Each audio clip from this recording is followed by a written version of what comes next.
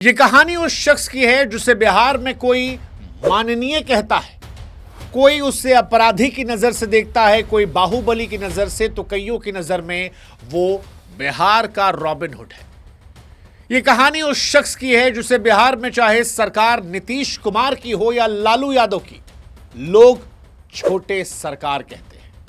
ये कहानी उस शख्स की है जो सुशासन बाबू के नाम से ख्यात नीतीश कुमार के लिए भी उतने ही जरूरी और मजबूरी थे जितने जंगल राज के नाम से कुख्यात हो गए लालू प्रसाद यादव जी के लिए जरूरी और मजबूरी थे। यह कहानी उस शख्स की है जो कभी गंगा के किनारे अपने भाई के हत्यारे को पत्थरों से कुचलकर अपराध की दुनिया में कदम रखता है और फिर सियासत के शिखर में पहुंचकर काला चश्मा लगाकर, रौबदार मूछें रखकर ठेठ बिहारी अंदाज में माननीय नेताजी बन जाता है।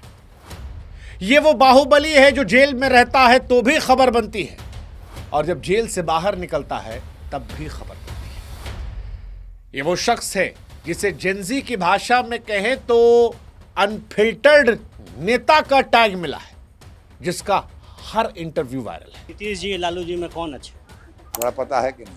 सुशासन की सरकार है।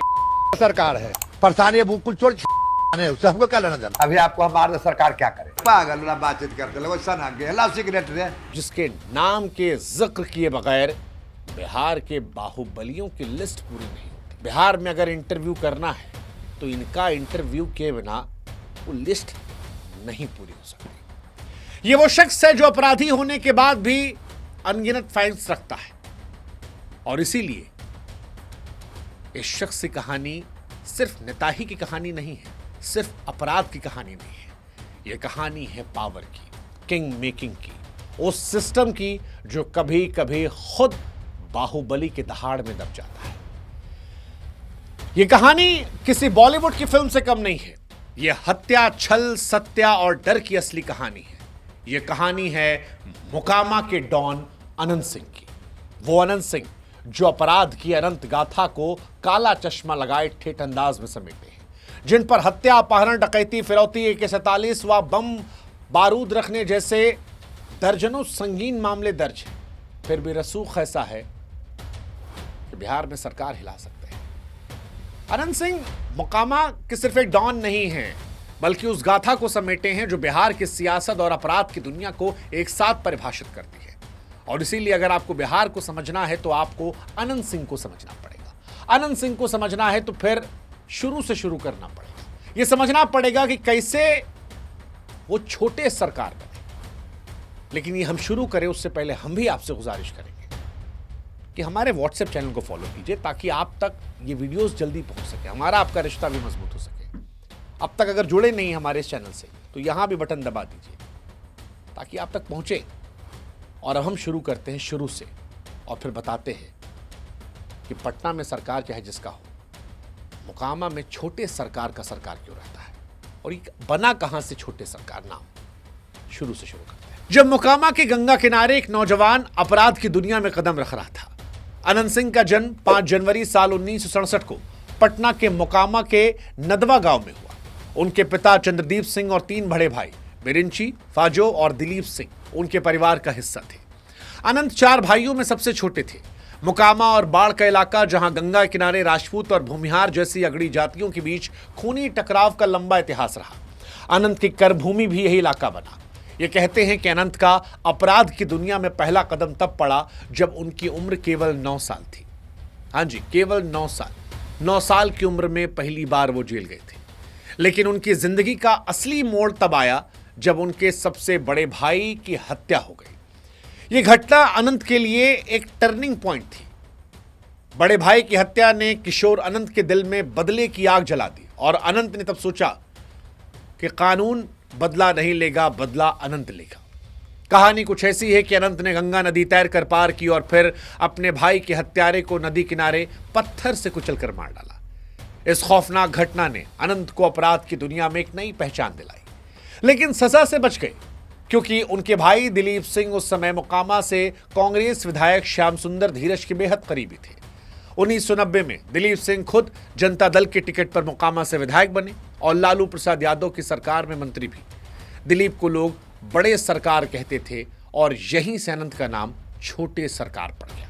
वो छोटे सरकार जो चाहे नीतीश की सरकार हो या लालू की सरकार, मोकामा में अपनी सरकार चलाते रहे। दिलीप के राजनीतिक रसूख ने अनंत सिंह को एक ऐसा कवच दिया जिसके बल पर वो अपराध और सियासत के गलियारों में बेरोक टोक बढ़ते गए।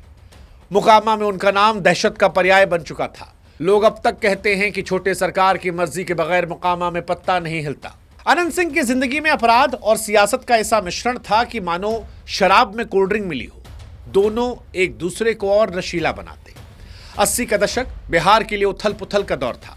कम्युनिस्ट और अगड़ी जातियों के बीच खूनी टकराव, नरसंहार और बूथ कैप्चरिंग जैसे हालात आम थे।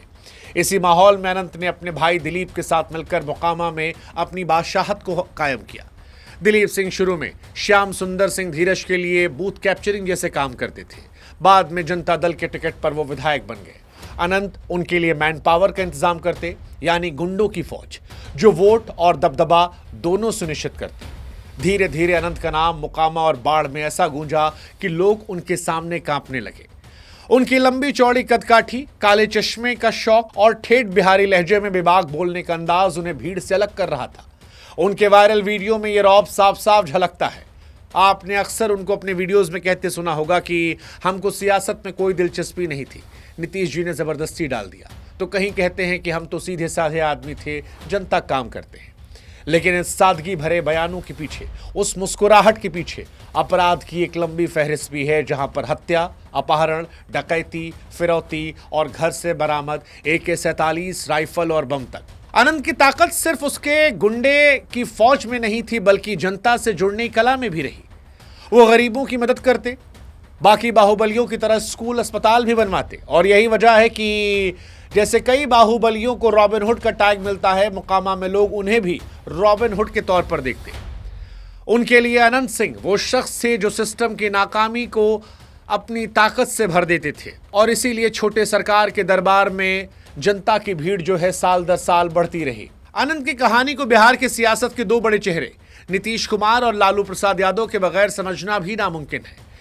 ये दोनों नेता बिहार की राजनीति में दो ध्रुव रहे और अनंत का रिश्ता दोनों के साथ दोस्ती और दुश्मनी का अनोखा मेल रहा। नीतीश कुमार और अनंत सिंह के रिश्ते की बात की जाए तो 2004 के लोकसभा चुनाव में नीतीश कुमार को बाढ़ सीट से जिताने में अनंत और उनके भाई दिलीप का बड़ा हाथ था।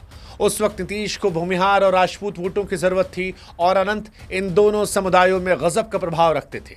एक बड़ा किस्सा मशहूर है। जब नीतीश नामांकन दाखिल करने के बाद अनंत को देखकर उनके पास पहुंचे और हाथ जोड़कर नमस्ते कर लिया। अगले दिन अखबारों में तस्वीर छपी जिसने नीतीश कुमार को थोड़ा असहज कर दिया था। लेकिन यहां पर दुनिया को अनंत का रसूख भी दिखाई पड़ा। 2005 में नीतीश ने अनंत को जनता दल यूनाइटेड से मोकामा का टिकट दिया। अनंत ने बड़े अंतर से जीत हासिल की, लेकिन जैसे जैसे नीतीश की सुशासन बाबू वाली छवि मजबूत हुई, अनंत उनके लिए बोझ बनने लगे। 2015 में नीतीश ने लालू के साथ जब महागठबंधन किया तो अनंत पर शिकंजा कसा। उनके घर से हथियार बरामद हुए, उन पर UAPA जैसे संगीन मामले दर्ज हुए। नीतीश की साफ सुथरी छवि के लिए अनंत अब एक दाग की तरह थे। वैसे अनंत का रिश्ता लालू के साथ भी करीबी रहा। उनके भाई दिलीप को लालू ने ही जनता दल से टिकट दिलाया था, लेकिन लालू यादव के उस दौर में जंगल राज के आरोपों और अनंत का बाहुबल एक दूसरे से टकराने लगे। 2015 में जब नीतीश ने लालू के साथ गठबंधन किया, तब कहा जाता है कि लालू यादव ने ही अनंत पर कार्रवाई की मांग की थी। लालू यादव ने कहा था कि अनंत सिंह ने पुटुस यादव की हत्या करवाई और अब देरी किस बात की। इसके बाद अनंत को गिरफ्तार किया गया, लेकिन सियासत का बड़ा गजब खेल रहा। 2020 में लालू की पार्टी राजद ने अनंत को अपने सिंबल पर मोकामा से चुनाव लड़वाया और वो फिर जीत गए। ये वही अनंत सिंह थे जिन्हें लालू ने जेल भेजने की वकालत की थी। और ये घटना दर्शाती है कि सियासत में ना किसी का कोई दोस्त होता है, ना अस्थायी दुश्मन, और अनंत इस खेल को बखूबी समझते थे। अनंत सिंह के बारे में कहा जाता है कि उन्हें पशुओं से बेहद लगाव है, खासकर घोड़ा, हाथी और गायों से। और अक्सर घोड़े को लेकर उनकी दीवानगी को इस बात से भी समझा सकता है कि एक बार अनंत सिंह बग्गी पर सवार होकर ही विधानसभा पहुंच गए थे। अनंत सिंह के खास घोड़े का नाम लाडला है और अक्सर उनके वायरल वीडियोस में वो नजर भी आता है। समर्थक कहते हैं कि लाडला घोड़े को सुबह सुबह देसी गाय का दूध पिलाया जाता है। एक किस्सा बड़ा मशहूर है कि 2007 में अनंत सिंह जानवरों के मेले में लालू का घोड़ा खरीदने पहुंचे थे। अनंत सिंह जानते थे कि लालू उन्हें अपना घोड़ा नहीं बेचेंगे, इसीलिए उन्होंने किसी और के जरिए घोड़ा खरीद लिया था। सोशल मीडिया के दौर में अनंत सिंह की छवि ने उन्हें एक अलग रंग दिया। उनके इंटरव्यूज, उनके बयान सोशल मीडिया पर खूब वायरल होते हैं। हाल फिलहाल में उनका एक बयान कि अब हम आपको गोली मार दें तो आप क्या कर लेंगे, सरकार क्या कर लेगी, अभी आपको हम मार दे सरकार क्या करे। ऐसे उनके तमाम देसी बयान, तमाम उनकी बेबाकी, उनके लहजे, काले चश्मे ने उन्हें मीम्स का सुपरस्टार बना दिया है। कई सारे ऐसे बयान हैं जहां पर अनंत को देखकर लोग हंसते हैं, मुस्कुराते हैं, उनके बाहुबल, उनके अपराध को भूल जाते हैं। जैसे बयान कि हम तो साधारण आदमी हैं, न पढ़ाई के न बड़ा सपना, बस जनता काम करते हैं। फिर किसी बयान में जहां वो कहते हैं कि लोग कुर्सी के लड़ते हैं, हमको बस मुकामा से मतलब है। हालांकि उनके बयान उनके सियासी दुश्मनों को भी मौका देते हैं, खास तौर पर जब वो नीतीश और जदयू के बड़े नेता ललन सिंह पर हमलावर होते हैं। लेकिन यही अनंत की खासियत रही है, वो चाहे जेल में हो या बाहर, वो हमेशा सुर्खियों में रहते हैं। अनंत सिंह की वायरल छवि से तर अनंत सिंह की एक और छवि है जो अपराधी की है। इसमें हत्या, अपहरण, डकैती, फिरौती और गैर कानूनी हथियार रखने जैसे तमाम संगीन आरोप हैं। मसलन 2007 रेशमा काजल मर्डर केस, अनंत पर एक महिला रेशमा के बलात्कार और हत्या का आरोप लगा। बाद में पता चला कि शव काजल नाम की एक ब्यूटी पार्लर कर्मी का था। पुलिस ने साजिश बताकर अनंत को इस मामले में क्लीन चिट दे दी।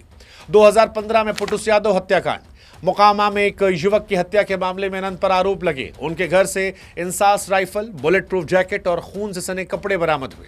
2019 में AK-47 की बरामदगी, अनंत के घर से AK-47 गोलियां और बम बरामद हुए। इसके बाद उन पर UAPA के तहत केस दर्ज हुआ। यह बिहार में पहला मामला था जिसमें किसी व्यक्ति पर UAPA लगा। 2025 में भी सोनू मोनू गैंग विवाद, एक लेन देन के मामले में सोनू मोनू गैंग के साथ गोलीबारी में अनंत फिर विवादों में आए, वापस जेल गए। लेकिन इन सब के बावजूद अनंत बार बार जेल से बाहर आए और उनकी जमानत और बरी होने कहानियां चर्चित रहीं, वैसे ही जैसे ही उनके अपराधों की कहानियां चर्चित रहीं।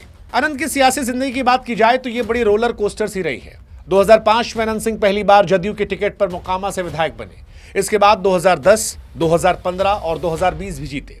2015 में वो निर्दलीय लड़े, फिर भी जनता ने उन्हें चुना।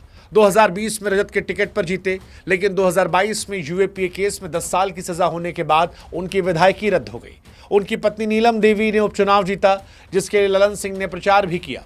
2024 में अनंत पैरोल पर बाहर आए और नीतीश व ललन की तारीफ की। ये उनके पुराने बयानों से उलट था जिसमें नीतीश को वो बेकार मुख्यमंत्री कहते थे। अगस्त 2024 में पटना हाईकोर्ट में उन्हें UAPA और आर्म्स एक्ट केस में बरी कर दिया। कोर्ट ने कहा कि तत्कालीन SP लिपि सिंह ने राजनीतिक दुश्मनी के चलते उन पर यह कार्रवाई की। अनंत सिंह के रसूख और उनकी ताकत के पीछे जनता का प्यार भी एक महत्वपूर्ण भूमिका निभाता है। अनंत सिंह की ताकत उनकी जनता से जुड़ाव में है। मोकामा में वो एक पैरेलल सरकार चलाते हैं। लोग कहते हैं कि अनंत सिंह को टिकट की जरूरत नहीं, टिकट को अनंत सिंह की जरूरत है। वो गरीबों की मदद करते, स्कूल अस्पताल बनवाते और यही वजह है कि इतने केस होने के बावजूद भी जनता उन्हें बार बार चुन लेती है। उनके घर के बाहर लोगों की भीड़ रहती है। कोई बेटी की शादी के लिए मदद मांगता है तो कोई इलाज के लिए। अनंत सबकी सुनते हैं और यही उनकी सबसे बड़ी ताकत है। और इसीलिए मोकामा में अक्सर लोग कहते पाए जाते हैं कि सिस्टम भले फेल हो जाए, छोटे सरकार फेल नहीं होते। कुल मिलाकर कहें तो अनंत की कहानी बिहार की सियासत का एक आलम है। वो एक ऐसे शख्स हैं जिन्होंने अपराध और सियासत को मिलाकर एक अनोखी पहचान बनाई।